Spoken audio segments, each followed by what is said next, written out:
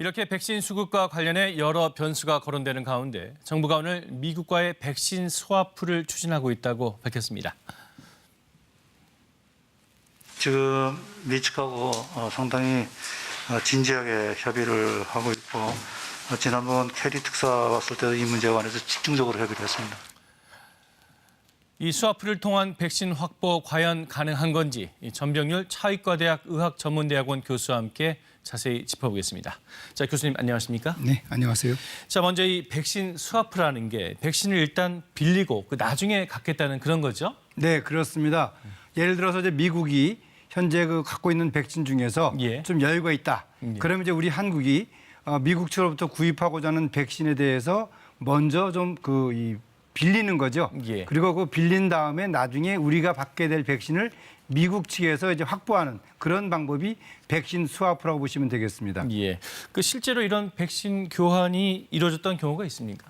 네, 최근에 미국이 지난 3월 18일 현지 시간이죠.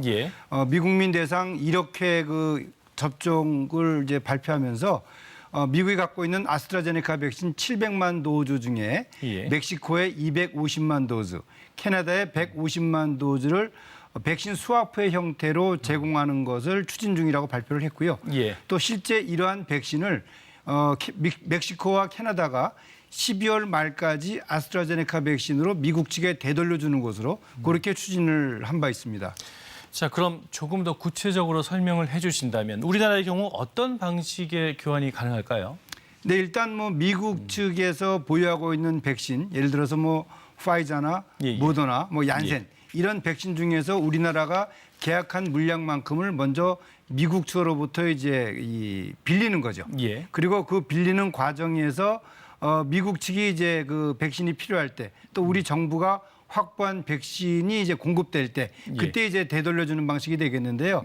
이것은 파이자나 모더나나 얀센이나 어떤 경우든지 간에 미국 측이 양해를 해주면은 다 가능한 그런 백신이라고 보시면 되겠습니다. 그렇군요. 만일 이 백신 교환이 성사가 된다면 어떤 백신이 가장 유력하겠습니까?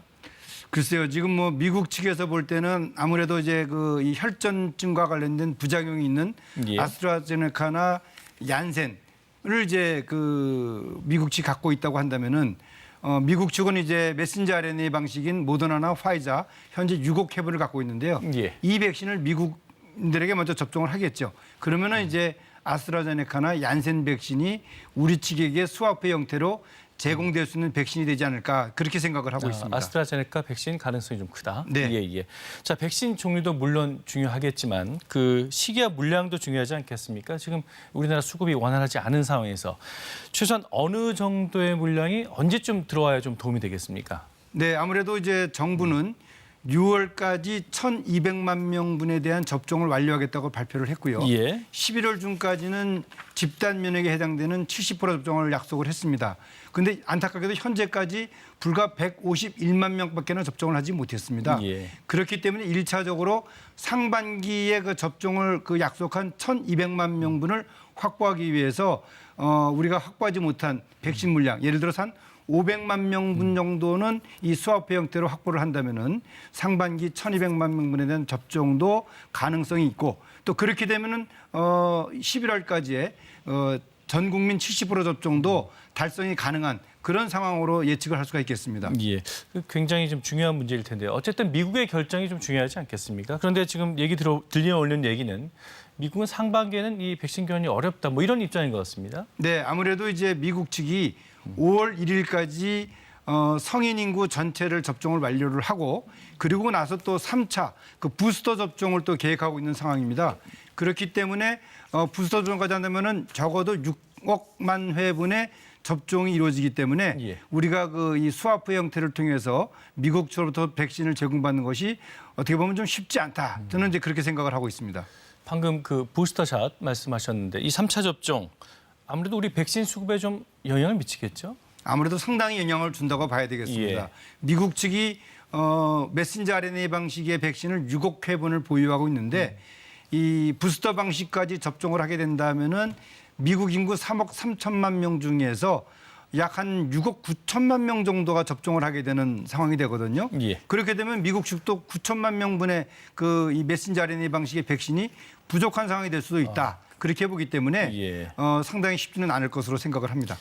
자, 여러 변수가 있겠지만 정부는 오늘도 일관되게 그 11월 집단 면역에 대한 차질이 없을 것이다 이렇게 강조하고 있습니다. 교수님은 좀 어떻게 전망하고 계십니까? 뭐 물리적으로 상당히 쉽지는 않을 것으로 생각을 합니다. 그렇기 때문에 이 정부는 일단 국민들에게 백신 구매 상황에 대해서 소상하게 그 설명을 드리고 예. 그리고 또 실제로 지금 백신 접종에 대한 부작용 때문에 많이들 지금 걱정을 하고 있습니다. 예. 따라서 이 백신 접종과 관련돼서 인과성과 불문하고 부작용이 생길 경우에는 정부가 그 진료비를 지급하는 방식으로 해서 국민들의 불안감을 덜어주는 방법 그것도 대단히 중요하다고 생각을 합니다. 예, 교수님 감사합니다. 오늘 말씀 여기까지 듣겠습니다.